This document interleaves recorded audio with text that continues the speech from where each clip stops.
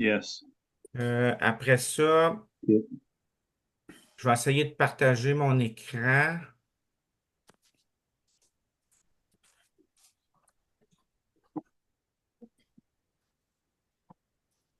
Grandir ça.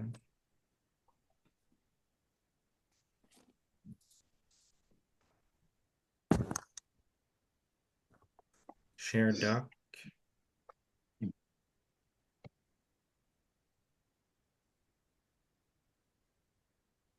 OK. New.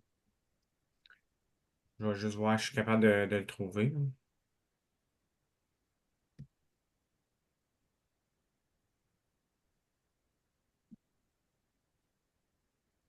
On va être obligé de demander à ma femme qui vient de m'aider. Nat!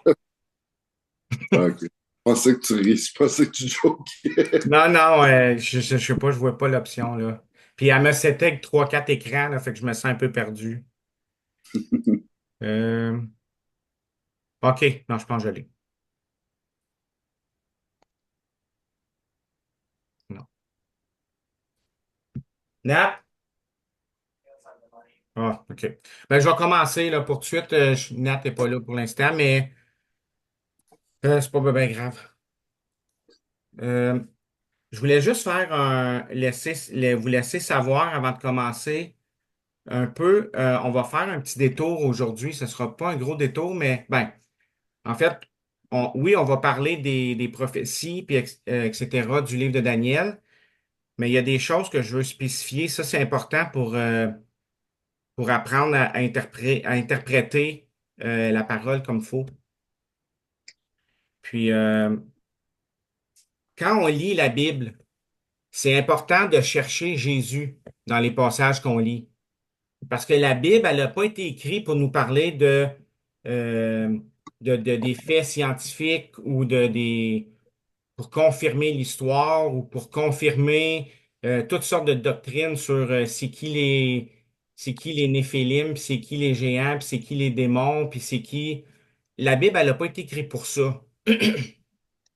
Le but principal, puis la Bible, ça paraît un gros livre, mais c'est un petit livre pour nous expliquer la révélation de Dieu. Puis le but de la Bible, quand on lit la Bible, il faut chercher Jésus dans les passages qu'on lit.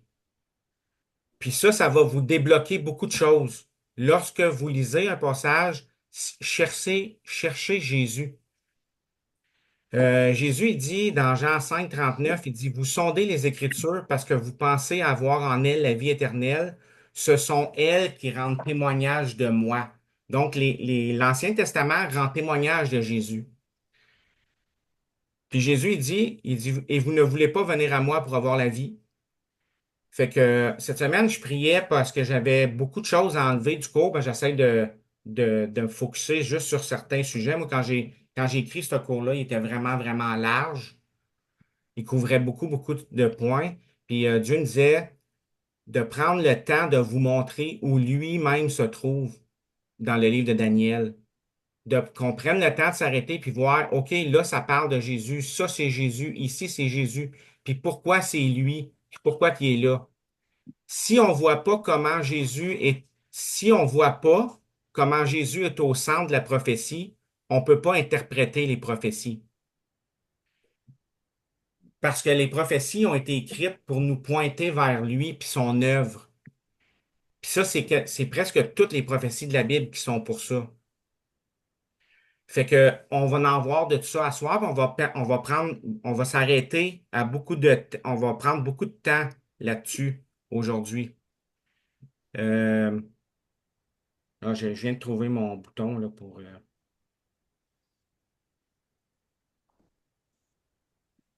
Je suis pas capable d'aller à mon autre écran.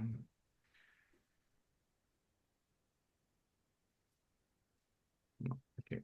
Mm.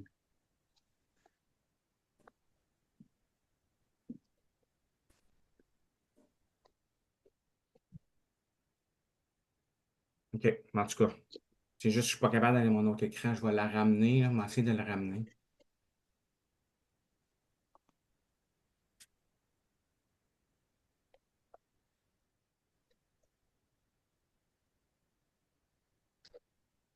OK. Fait que ça, c'est important qu'on réalise ça, que Jésus, il est au centre des prophéties. Puis on va le voir aujourd'hui, on va le voir tantôt dans le livre. Le chapitre 1, ce que le chapitre 1 fait, le chapitre 1, il était tout écrit en hébreu. Puis le chapitre 1, c'est Daniel, dans le fond, le but de Daniel dans le chapitre 1, c'est pas le chapitre 1 qu'on va couvrir aujourd'hui, mais c'est juste parce qu'on va suivre. Le but du chapitre 1, Daniel, il a écrit le chapitre 1 pour nous démontrer que le verset 1 du chapitre 1 nous dit lorsque Daniel a été déporté, à quel moment par Nebuchadnezzar. Et le dernier chapitre, le dernier verset du chapitre 1 nous dit que Daniel, nous démontre dans le fond que Daniel a passé à travers les 70 ans de la captivité au complet. Donc, Daniel, c'est le seul prophète qui a vécu tout le long de la captivité par les Babyloniens. Et ensuite de ça, il a vu les prophéties de Jérémie contre le roi de Babylone se réaliser et il a vu Cyrus prendre accès sur le trône. Et là, c'est pour ça que ça dit, ainsi fut Daniel jusqu'à la première année de Cyrus. Daniel est en train de faire un wrap-up des 70 ans de la captivité. Parce qu'en réalité, Daniel n'a pas été conseiller des rois jusqu'à la première année de Cyrus, mais jusqu'à la troisième année de Cyrus. Mais le chapitre 1, il englobe la captivité. Daniel est en train de nous démontrer, moi, j'ai été là durant toute la captivité et j'ai vu ces choses-là, le 70 ans qui avait été prophétisé contre Israël il l'a vu au complet se réaliser. Donc, c'est un témoin oculaire de la captivité. Puis au chapitre 2, euh,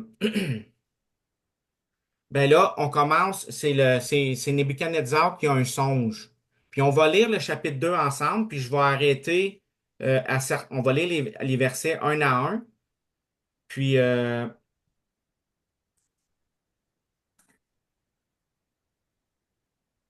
Puis, après ça, on va, on va voir où Jésus est dans ce texte-là. Donc, au verset 1, Euh, au verset 1, ça dit, Or, la seconde année du règne de Nebuchadnezzar, Nebuchadnezzar eut des songes, et son esprit fut troublé et son sommeil interrompu. Et là, il y a beaucoup de critiques contre le livre de Daniel qui vont dire, Ah, vous voyez, le livre de Daniel est faux, parce que dans le chapitre 1, Daniel dit, La première année de Nebuchadnezzar, j'ai été déporté, et j'ai étudié 3 ans à la cour du roi. Et là, Daniel est à la cour du roi, mais là, au chapitre 2, ça dit que c'est la deuxième année du roi de Nebuchadnezzar. Alors, il y a beaucoup de personnes qui parlent contre le livre de Daniel, qui disent que ça, c'est une erreur historique, qu'il y a une erreur dans le calcul des années. Euh, Par contre, lorsqu'on regarde l'histoire, on peut voir que Daniel, vu qu'il est sur place, lui, il est conscient que le chapitre 1, Nebuchadnezzar n'était pas encore roi. Il était le fils du roi et il avait été délégué l'autorité pour aller combattre à Carchemish. Et c'est là qu'il avait vécu Pharaon, puis il s'était rendu à Jérusalem et qu'il avait déporté des gens. Et ça s'est arrivé, il était roi, mais par intérim. Il avait été délégué roi par son père. Et là, Daniel est déporté. Et le père de Nebuchadnezzar meurt, et là, la deuxième année de son règne à Nebuchadnezzar, où il est le seul régnant, c'est là qu'il va avoir des rêves. Donc, historiquement, c'est la cinquième année du règne de Nebuchadnezzar, puis c'est la quatrième année de la captivité pour Daniel que ces événements-là vont arriver.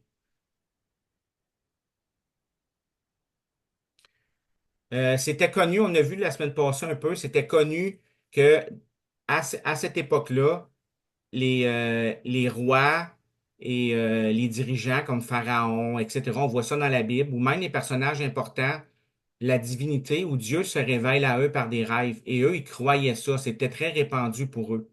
Dans Genèse, on voit qu'Abimelech a eu un songe pendant la nuit pour le mettre en garde qu'il avait pris la femme d'Abraham.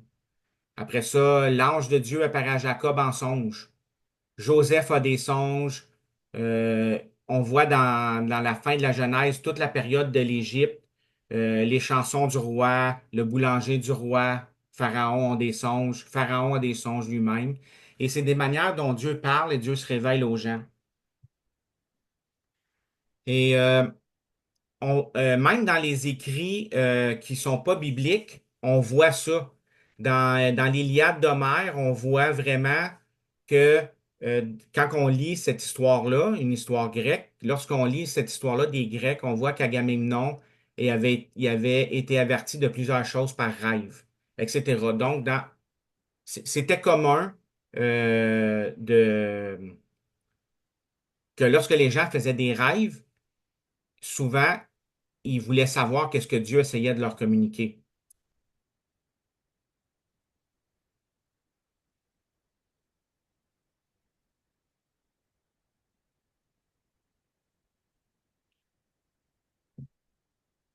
Puis là, dans ce cas-ci, Dieu donne un rêve au gouverneur du monde de l'époque. Nebuchadnezzar a conquéri un très, très grand territoire. Il a soumis plusieurs rois, dont les rois juifs. Et là, euh, il a conquéri les divinités, les religions du monde. Et là, tout d'un coup, il y a un rêve. Et il demande l'interprétation du rêve.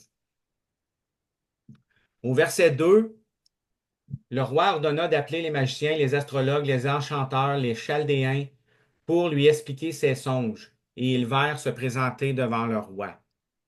Alors le roi leur dit, j'ai eu un songe, et mon esprit s'est agité pour connaître ce songe. Et les chaldéens dirent au roi, et là, dans le texte biblique, c'est à partir de ce moment-là. Et les chaldéens dirent au roi, ça c'est écrit en hébreu, et là, le texte en araméen va commencer, et il va continuer jusqu'au chapitre 7.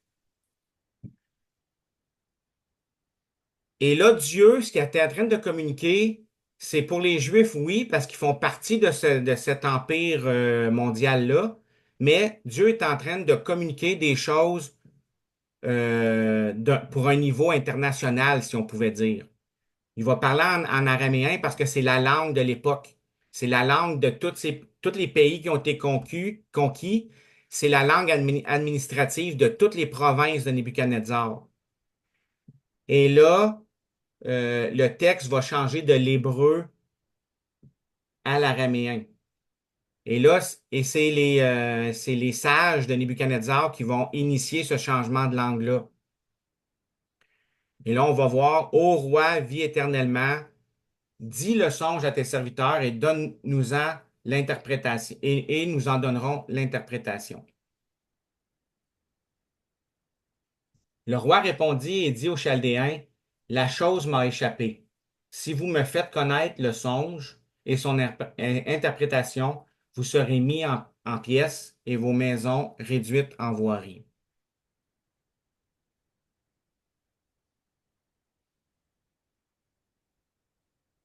Est-ce que Nebuchadnezzar il a vraiment oublié son rêve?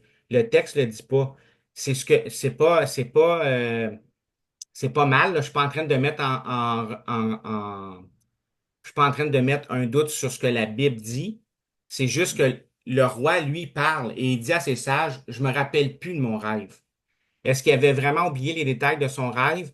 C'est dur à dire. On voit, il y a plusieurs commentateurs qui vont dire que Nebuchadnezzar essayait d'éprouver les sages de son pays parce qu'à cette époque-là, euh, il y avait beaucoup de flatteries qui étaient annoncées lorsque les gens interprétaient les rêves ou les songes, ou etc. Et là, Nebuchadnezzar, tout d'un coup, il dit, moi, je sais pas c'est quoi mon rêve, mais dites-moi c'est quoi mon rêve et donnez-moi l'interprétation. Et ça s'était jamais vu. Et là, il dit au verset 6, mais si vous me dites le songe et son interprétation, vous recevrez de moi des dons, des présents et de grands honneurs. Dites-moi donc le songe et son interprétation. Ils répondirent pour la seconde fois et dirent que le roi dise le songe à ses serviteurs et nous en donnerons l'interprétation.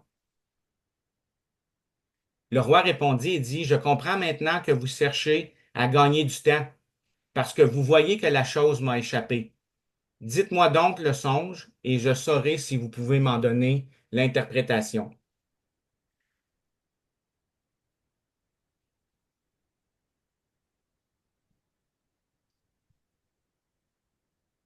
Verset 9. Tous ces passages-là, il y avait beaucoup de commentaires là-dessus, mais c'est pas le sujet de notre étude. Fait que je passe plusieurs versets. On va arriver vraiment aux versets qui sont culminants pour le fait des prophéties puis Jésus. Mais si vous ne me faites pas connaître le songe, la même sentence vous frappera tous, car vous, vous êtes préparés à me dire quelques paroles fausses et mensongères en attendant, en attendant que le temps soit changé. Et là, les sages demandent, ils demandaient du temps, puis ils pensaient sûrement que le roi passerait à autre chose ou qu'il se calmerait ou que son rêve allait lui revenir.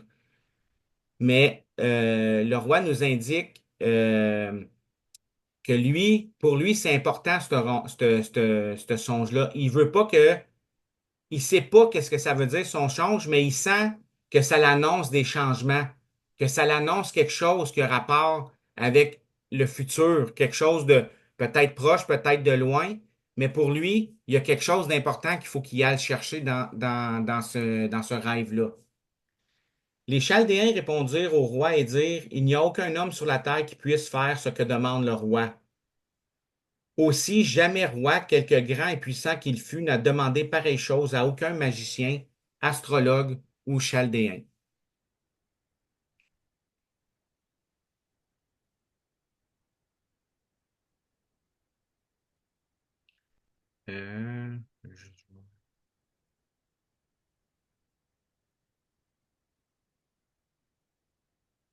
C'est pas bien long.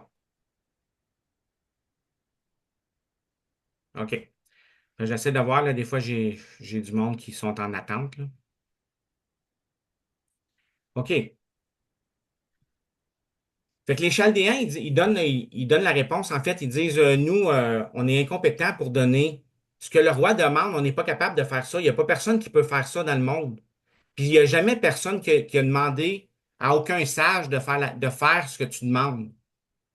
Puis il dit même, il dit, peut-être que les dieux pourraient répondre à ça, mais les dieux qui pourraient répondre à ça, c'est des dieux plus grands que ceux qu'on connaît ou qui vivent parmi nous.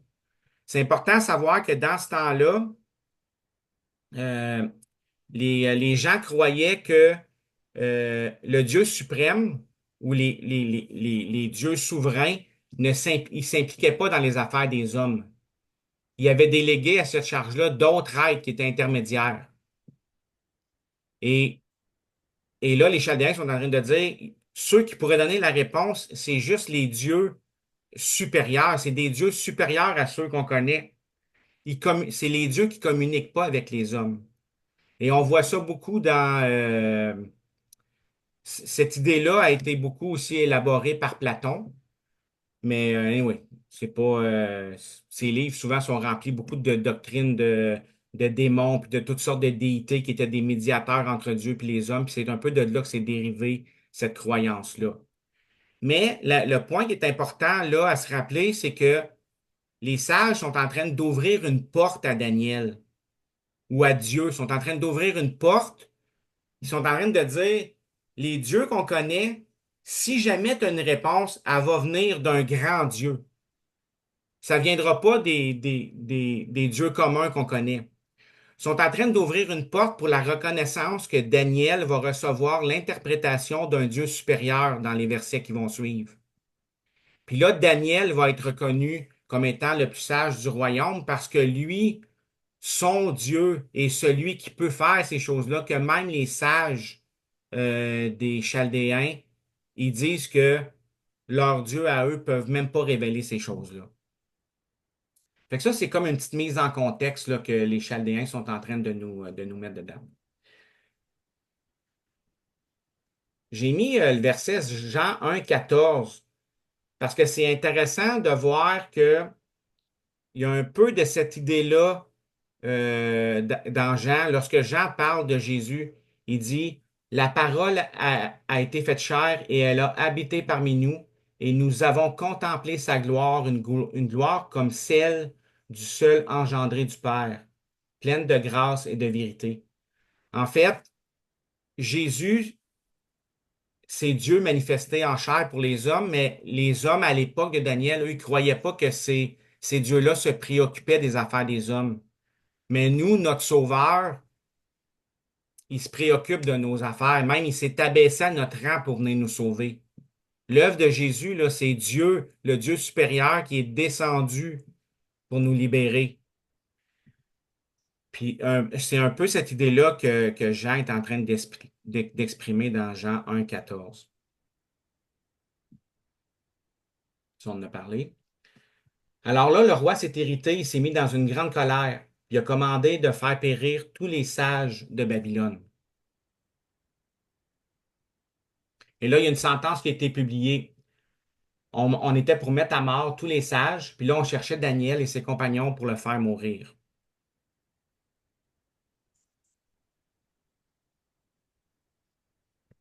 Daniel il a parlé avec prudence et avec sagesse à Arioch, le chef des gardes du roi, qui sortait pour mettre à mort les sages de Babylone. Et il a pris la parole et il a dit au grand officier du roi, pourquoi cette sentence si sévère de la part du roi?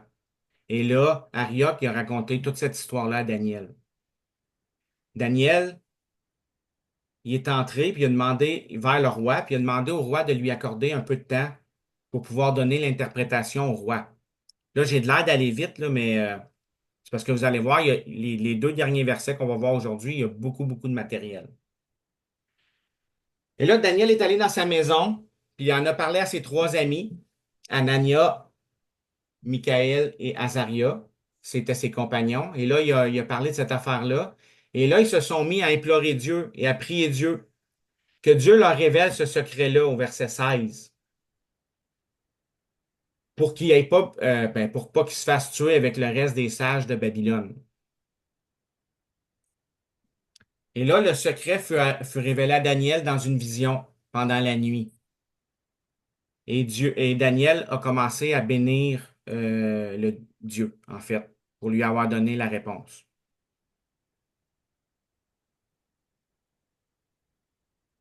Daniel prit la parole et dit, béni soit le nom de Dieu d'éternité en éternité, car c'est à lui qu'appartiennent la sagesse et la force.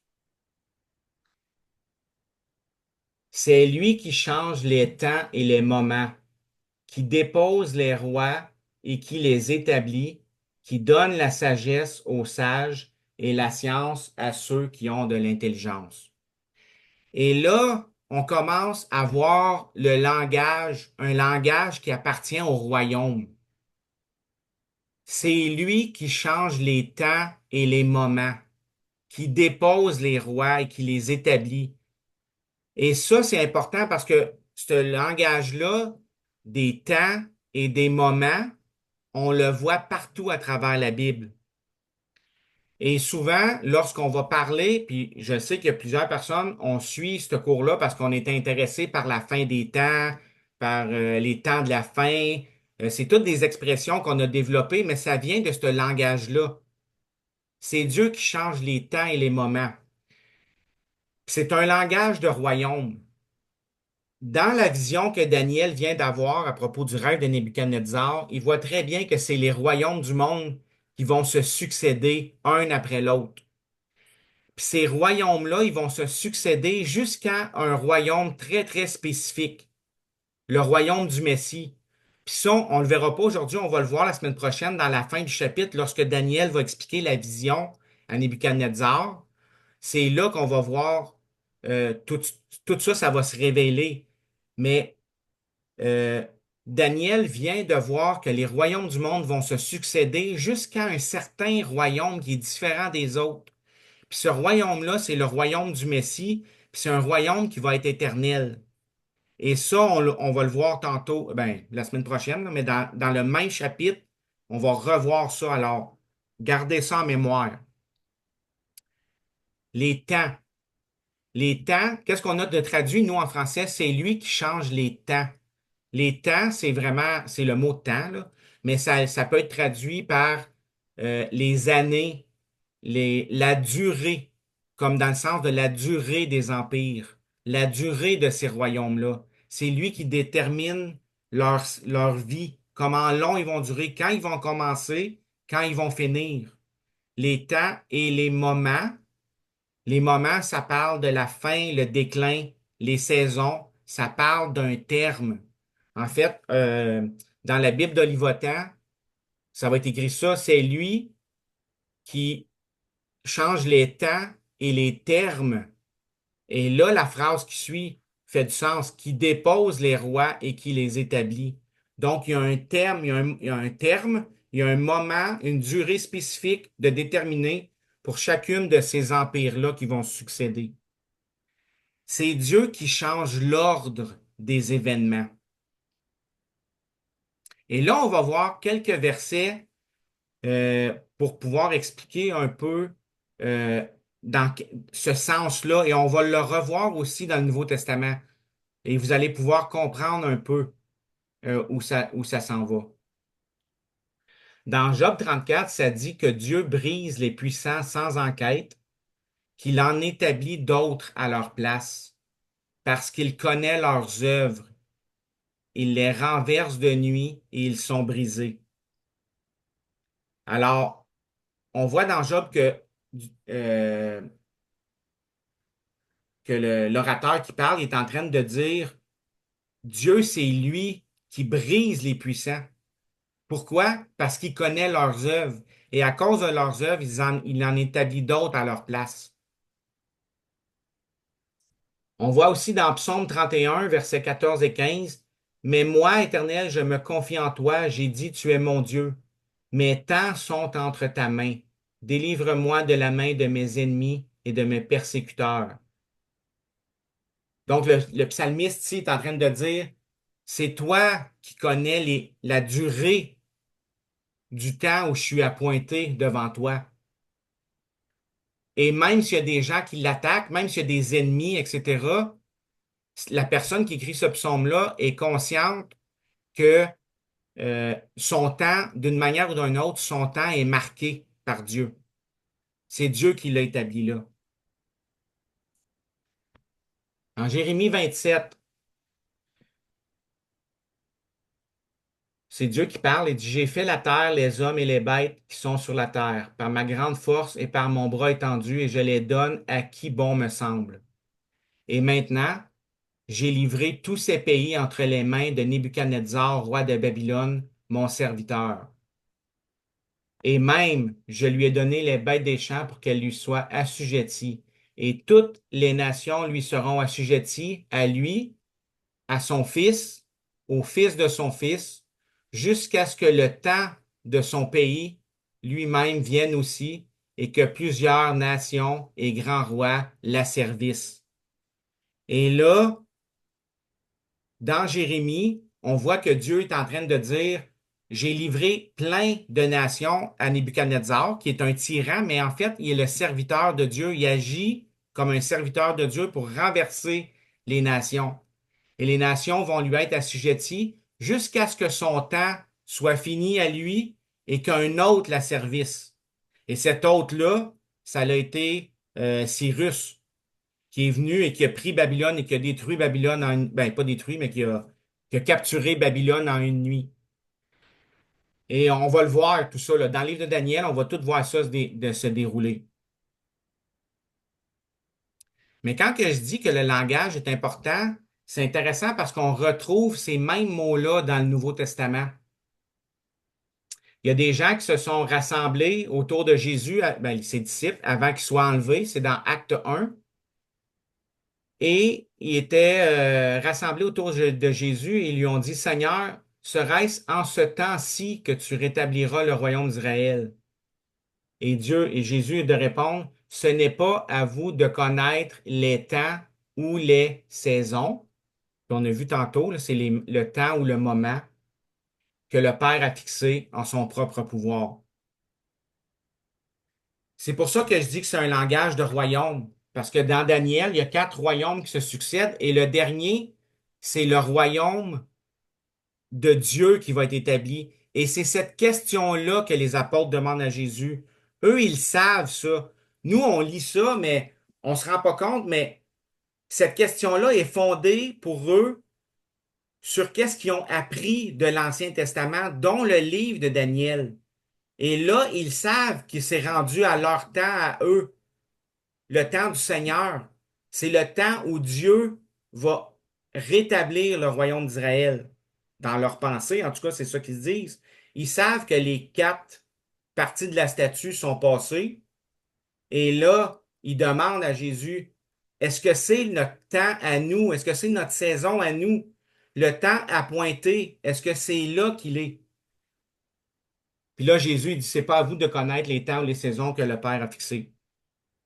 Mais en même temps, euh, c'est intéressant parce qu'on va le revoir revenir ça encore plus loin. On va aller dans 1 Thessaloniciens 5. Paul écrit, mais pour ce qui concerne les temps et les moments, vous n'avez pas besoin, frères, qu'on vous en écrive. Vous savez bien en effet que le jour du Seigneur viendra comme un voleur dans la nuit. Car lorsqu'ils diront paix et sûreté, alors une destruction soudaine les surprendra, comme les douleurs surprennent la femme enceinte, et ils n'échapperont point. Et là, moi, je veux juste qu'on porte attention au prénom, au pronom dans ce verset-là. Il parle aux Thessaloniciens, puis il dit, vous n'avez pas besoin qu'on vous en écrive. Vous savez bien vous-même que le jour viendra comme du Seigneur viendra comme un voleur dans la nuit. Et là, il change de pronom. Lorsqu'ils diront paix et sûreté, une destruction soudaine les surprendra. Il dit pas lorsque vous direz paix et sûreté, une destruction soudaine vous surprendra. Il est en train de parler des,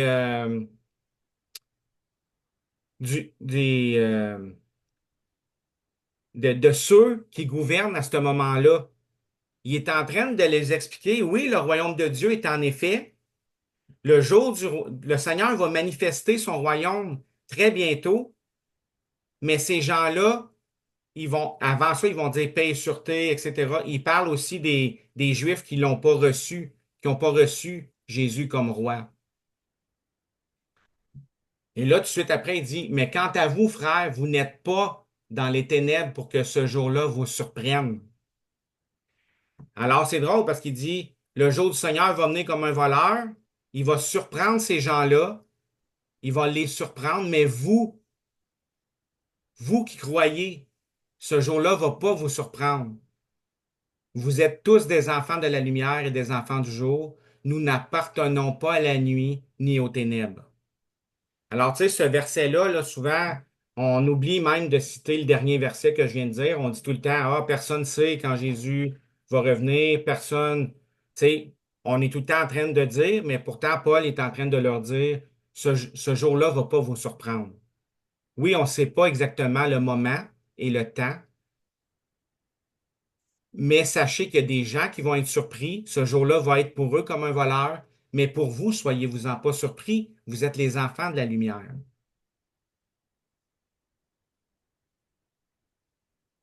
C'est un langage de royaume parce que même Jésus, il parle aux chefs religieux de son époque, puis il leur dit dans Matthieu 16, le matin, vous dites, il y aura aujourd'hui de l'orage, car le ciel est rouge et sombre.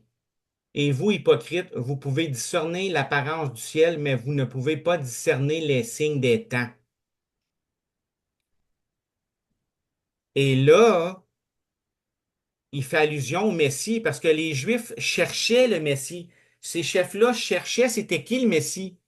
Et là, dans ce passage-là, il demande à Jésus, écoute, on va croire que tu es celui qui est envoyé de Dieu. On va croire que c'est toi l'élu. Si tu fais un miracle, donne-nous un signe. Et là, Jésus leur répond ça. Il dit, vous ne pouvez pas discerner les signes des temps. Et là, il dit, cette génération va recevoir seulement le signe de Jonas, la mort et la résurrection de Jésus. C'est drôle que Jésus fait allusion au signe des temps par rapport à sa mort et à sa résurrection.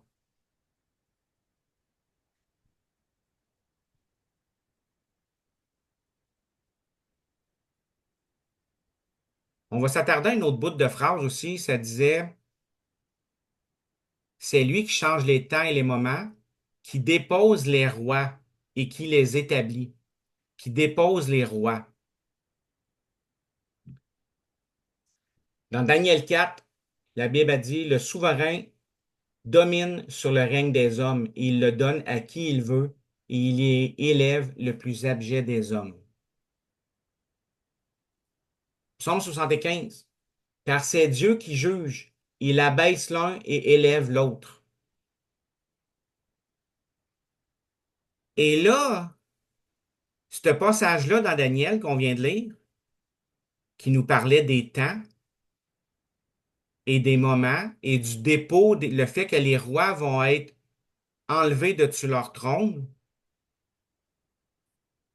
on retrouve ce passage-là aussi dans le Nouveau Testament à la naissance de Jésus.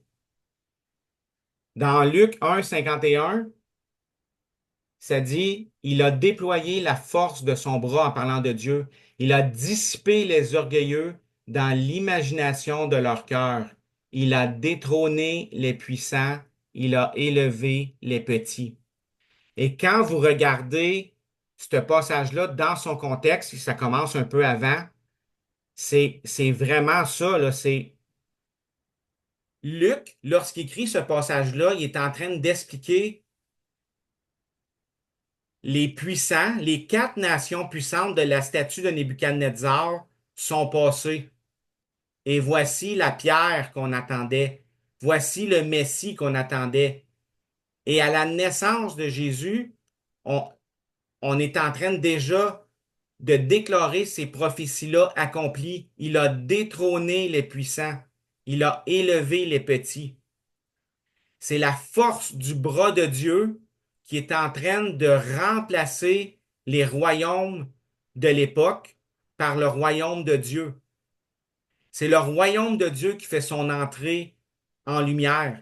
Et ça fait 400 ans que les Juifs attendent ça, ce moment-là. Leur attente est focusée là-dessus. Ça fait 400 ans qu'ils sont opprimés par quatre royaumes, par quatre gouvernements mondiaux qui se succèdent. Né- Nebuchadnezzar, le royaume des Chaldéens, le royaume des Mèdes et des Perses, le royaume des Grecs, et là sont sous les Romains. Et là, tout à coup, Jésus entre en scène et la prophétie qui est déclarée en train de s'accomplir, c'est Dieu a déployé la force de son bras, il a dissipé les orgueilleux, et là, il a détrôné les puissants et il a élevé les petits. On voit ça dans Actes aussi. Euh, c'est lors d'un discours qu'on voit ce texte-là et on explique le parcours des Israélites. Et là, on dit, ensuite, ils demandèrent un roi et Dieu leur donna Saül, fils de Kis, de la tribu de Benjamin, pendant 40 ans. Et Dieu, l'ayant rejeté, leur suscita David pour roi, auquel il rendit ce témoignage en disant, j'ai trouvé David, fils de Jessé, un homme selon mon cœur, qui accomplira toute ma volonté. Et c'est intéressant parce que lorsqu'on regarde la vie de David, David, c'était un homme selon le cœur de Dieu, c'est vrai, mais est-ce qu'il a accompli toute la volonté de Dieu? On peut quand même en douter. Il a accompli des grandes choses, là, je ne veux rien enlever. Mais regardez pourquoi que ce passage-là est cité.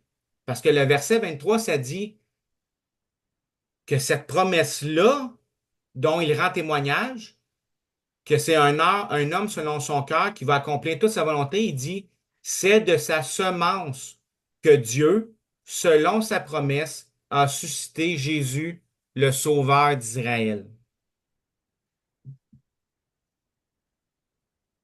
Donc, Jésus est roi, il était roi, il est roi, il est le roi, il est descendant de David, mais c'est en Jésus que s'est accomplie la promesse qui avait été faite à David. C'est en Jésus qu'on voit cet accomplissement-là, qui était pour accomplir toute la volonté de Dieu, que c'était pour être un homme selon le cœur de Dieu, que cet homme-là était pour régner, c'était pour être lui le vrai roi. C'est en Jésus que ça s'est réalisé, c'est pas en David.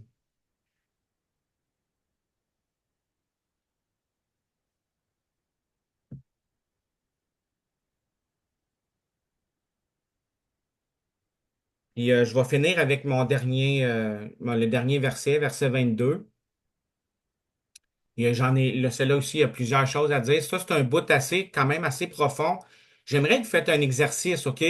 Nous, on lit la Bible puis on la lit comme en 2024, mais les prophéties de Daniel, les choses qui sont là, toutes les prophéties de l'Ancien Testament, quand Jésus est né, je parle au moment de l'histoire où Jésus est né, au premier siècle, euh, les Juifs, ils savaient beaucoup plus que nous qu'est-ce que les prophéties de l'Ancien Testament contenaient. Puis on va faire un exercice aujourd'hui. On va essayer de se mettre dans leur tête. J'aimerais que vous essayiez. C'est un exercice qui est dur. Ça, je priais tantôt que le Saint-Esprit nous éclaire parce que là, il y a vraiment des choses profondes qui vont sortir de ce passage-là. Ça, c'est une place où Jésus est caché dans le livre de Daniel. Au verset 22, ça dit, c'est lui qui révèle les choses profondes et cachées. Il connaît ce qui est dans les ténèbres et la lumière demeure avec lui. Et nous, on lit dans la Bible, que Jésus vient et Jésus dit, je suis la lumière du monde. Puis on trouve ça beau, on trouve ça une belle métaphore. On trouve ça intéressant de lire ça. Mais en réalité, là, c'est beaucoup plus profond que ça. Les gens savaient qu'est-ce que Jésus disait lorsqu'il disait ça à ce moment-là. Les rabbins, au temps de Jésus, avant que Jésus naisse, là, les rabbins commentaient ce passage-là de Daniel et ils disaient, et la lumière demeure avec lui. Les rabbins disaient, ceci est le Messie. La lumière qui demeure avec Dieu, c'est le Messie.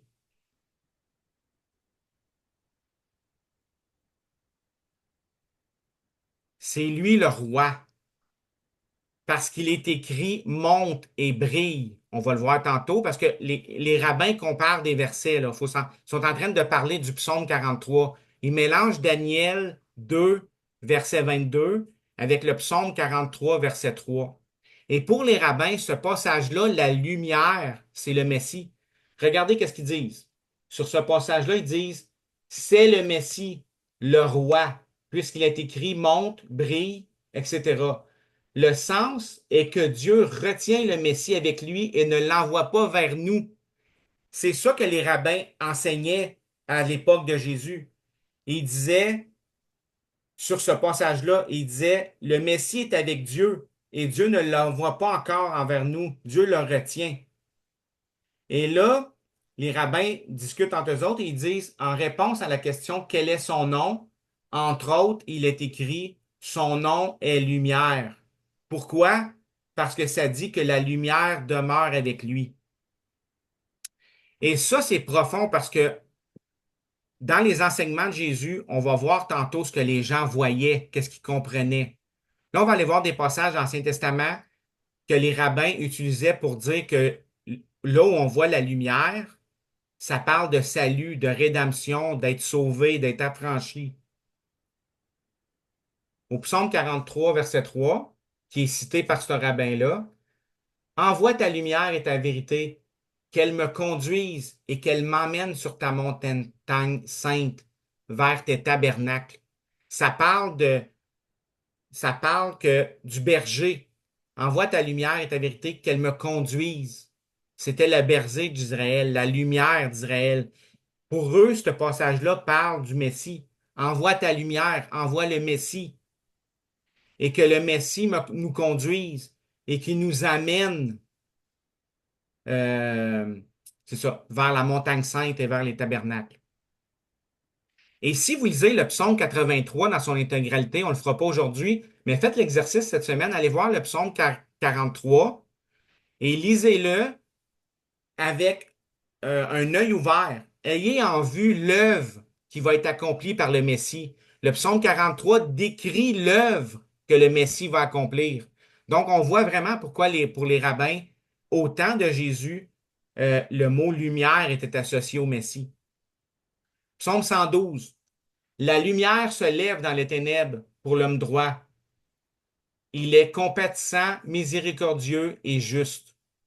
C'est intéressant parce qu'il donne le pronom il à la lumière. La lumière se lève dans les ténèbres pour l'homme droit. Il est compatissant, miséricordieux et juste. Ben, peut-être qu'il donne le pronom à l'homme, là. Euh, En fait, peut-être que je l'ai mal lu, mais c'est pas grave. De toute façon, ce passage-là parle de la lumière qui se lève dans les ténèbres et Jésus va reprendre ce passage-là. 2 Samuel 23. Le Dieu d'Israël a dit, le rocher d'Israël a parlé de moi. Celui qui règne parmi les hommes avec justice, qui règne dans la crainte de Dieu, est pareil à la lumière du matin, lorsque le soleil se lève. En un matin sans nuage, son éclat fait germer la terre, la verdure après la pluie. Donc, on voit que celui qui règne parmi les hommes avec justice est pareil à la lumière.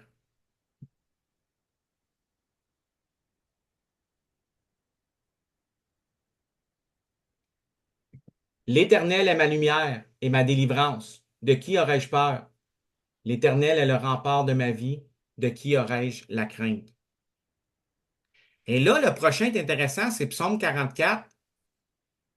En parlant de la conquête du pays de Canaan avec Josué, ce n'est pas par leurs épées qu'ils ont conquis le pays, ce n'est pas par leurs bras qu'il les a sauvés, c'est ta droite, ton bras et la lumière de ta face, car tu les aimais. C'est toi, ô Dieu, qui es mon roi, ordonne la délivrance de Jacob.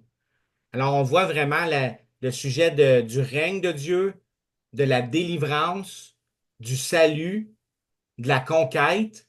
Il y a vraiment un langage de royaume, là. Et ça dit, c'est pas par l'épée que ça s'est fait, mais par la lumière de ta face.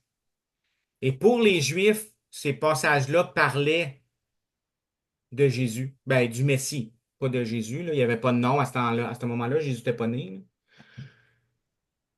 Évidemment, Ésaïe 9.2, tout le monde connaît ce passage-là. Les évangiles le citent aussi. Le peuple qui marchait dans les ténèbres a vu une grande lumière, et la lumière a resplendi sur ceux qui habitaient le pays de l'ombre de la mort.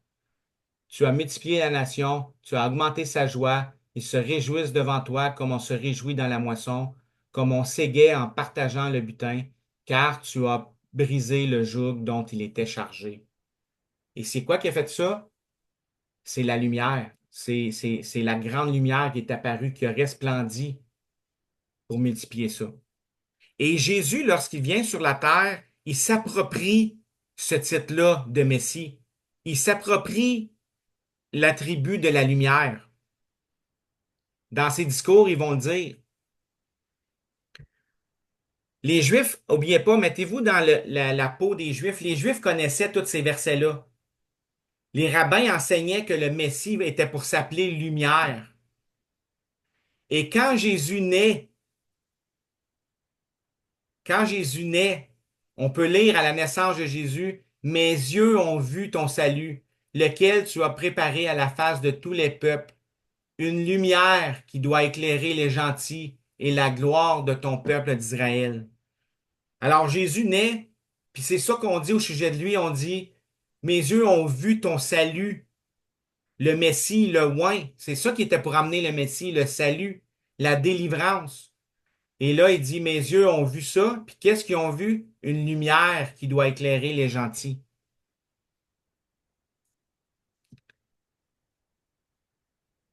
Jean va dire, la lumière, lui, dans les ténèbres, et les ténèbres ne l'ont pas comprise. Il y a un homme appelé Jean qui fut envoyé de Dieu. Celui-ci vint pour être témoin et pour rendre témoignage de la lumière. Il était pour rendre témoignage du Messie, afin que les hommes crussent en lui. Jean 3.19. Et ceci est la condamnation, que la lumière est venue dans le monde. Et les hommes ont aimé les ténèbres plutôt que la lumière, parce que leurs œuvres étaient mauvaises. La lumière est venue dans le monde. On a vu là, pour les Juifs, le passage qu'on vient de lire dans Daniel 2, verset 22, ça dit que Dieu retient. La lumière demeure auprès de Dieu. Dieu la retient. Mais là, ce qu'on voit dans l'Évangile, c'est que Dieu a relâché cette lumière-là. Elle l'a envoyée. C'était le temps, les temps étaient accomplis, et là, Le nouveau royaume était pour prendre place, pour prendre la place que la statue de Nebuchadnezzar avait pris. Et là, c'est Jésus qui fait son entrée. C'est la petite pierre qui est détachée. Et c'est la lumière. Dieu a relâché la lumière. Dieu a relâché Jésus, a envoyé Jésus. Jésus parle encore au peuple et il dit, je suis la lumière du monde. Comme je disais tantôt, nous, on lit ça bien vaguement, tu sais. Ah, c'est une belle métaphore que Jésus fait, tu sais.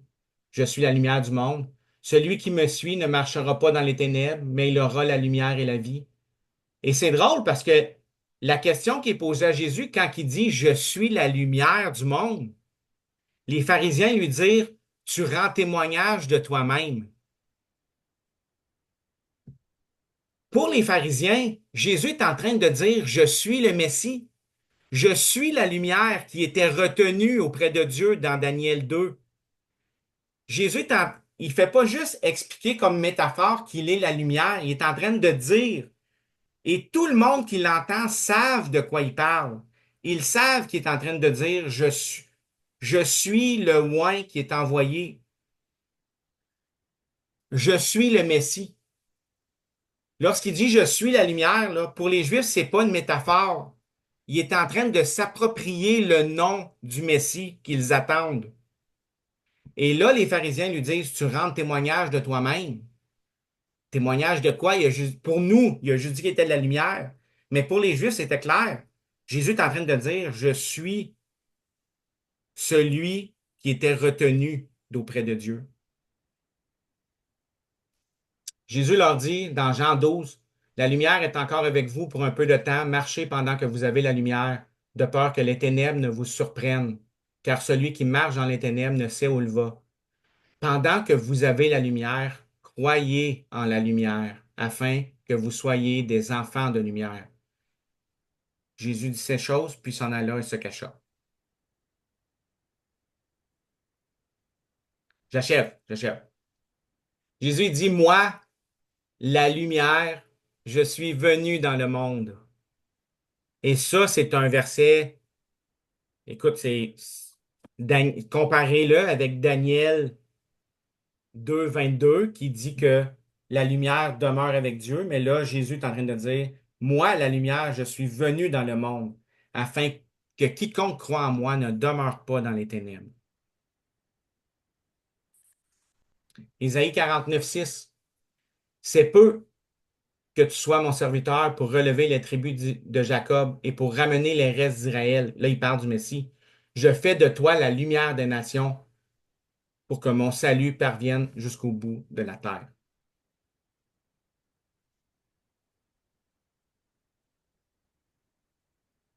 Si je ne me trompe pas, je n'ai pas vérifié. Là, ça se peut que ce soit une prophétie sur Cyrus aussi, mais Cyrus, c'était un type de Jésus. Là. J'ai pas allé vérifier, mais ça se peut que cette prophétie-là elle soit concernant Cyrus, le roi de Perse. Mais comme je dis, c'était un type de Jésus. Verset Ésaïe 59. C'est pourquoi le jugement favorable s'est éloigné de nous et la justice ne parvient pas jusqu'à nous. Nous attendons la lumière et voici les ténèbres, l'éclat du jour et nous marchons dans l'obscurité. Jésus fait référence à ces passages-là lorsqu'il parle de la lumière et des ténèbres, là. Et pour les Juifs, c'était clair, eux, ils faisaient aussi ces liens-là. Dans Ésaïe 60, ça nous parle de la nouvelle alliance. Il dit, tu n'auras plus le soleil pour lumière pendant le jour, et la lueur de la lune ne t'éclairera plus, mais l'Éternel sera pour toi une lumière éternelle, et ton Dieu sera ta gloire. Ton soleil ne se couchera plus, et ta lune ne disparaîtra plus, car l'Éternel sera pour toi une lumière éternelle, et les jours de ton deuil seront finis. Et là, ça, c'est un passage qui nous parle de la nouvelle alliance. Dernier verset, 2 Corinthiens 4, verset 6. Car Dieu, qui a dit que la lumière resplendisse au milieu des ténèbres, est celui qui a resplendi dans nos cœurs pour faire briller la lumière de la connaissance de la gloire de Dieu. Comment? En la personne de Jésus-Christ. Amen. Il y a tellement des belles choses cachées dans les textes de l'Ancien Testament qui ont rapport avec le Messie. C'est dur pour moi à part de vous lire ces passages-là, puis de m'attendre à ce que le Saint-Esprit vous éclaire. Il y a tellement de profondeur dans tous ces textes-là. On en a lu plusieurs, je pense qu'on en a lu une trentaine. Je voulais juste établir le fait que là, dans Daniel 2, verset 22, dans ce petit bout de phrase-là, et la lumière demeure avec lui, pour les Juifs à l'époque de Jésus, qui s'assisaient et qui étudiaient au pied des rabbins à l'école et en grandissant, ces Juifs-là étaient enseignés là-dedans et ils se faisaient dire que le nom du Messie serait lumière et que Dieu retenait cette lumière-là pour ne pas leur envoyer et qu'il devait soupirer à cette lumière-là. Et lorsque Jésus s'est manifesté, dès sa naissance, on déclare que la lumière a fait son apparition dans le monde, que la lumière a renversé les royaumes qui existent et que la lumière euh, était là pour éloigner les ténèbres. Et il y a une grande, grande, grande partie messianique là-dedans. J'espère que malgré la vitesse à travers laquelle on a passé à travers de tout ça, que ça vous a allumé quelque chose. Dans cette petite phrase-là de Daniel, il y a une richesse concernant les temps messianiques. Et ça, c'est important. Puis je sais on a tout hâte d'arriver dans les prophéties, mais il y en a plusieurs des fois où on voit Jésus comme ça dans le livre de Daniel. Et à toutes les fois, cette semaine, le Seigneur me disait, c'est important de souligner là, lorsque Jésus est là, c'est important de le mettre en lumière, de faire ressortir ça, de faire ressortir l'importance de cette richesse-là, parce que c'est pour ça que la Bible a été écrite. La semaine prochaine, on va continuer à partir du verset 23 et on va voir la statue et tous les éléments de la statue et la pierre qui est détachée et le royaume. Et on va voir historiquement et, euh, et partout aussi dans les commentateurs, les pères de l'Église, on va voir un peu c'est qui ces royaumes-là, quand est-ce qu'ils ont apparu, puis qu'est-ce qu'ils étaient pour faire, c'était quoi leur durée. On va étudier tout ça la semaine prochaine. Donc, on va entrer dans la définition de la statue de Nebuchadnezzar. Aujourd'hui, on n'aura pas eu le temps, évidemment, là, mais c'est mon objectif pour la semaine prochaine. Fait que je vous remercie d'avoir été là. Je vais arrêter de partager ça. Euh,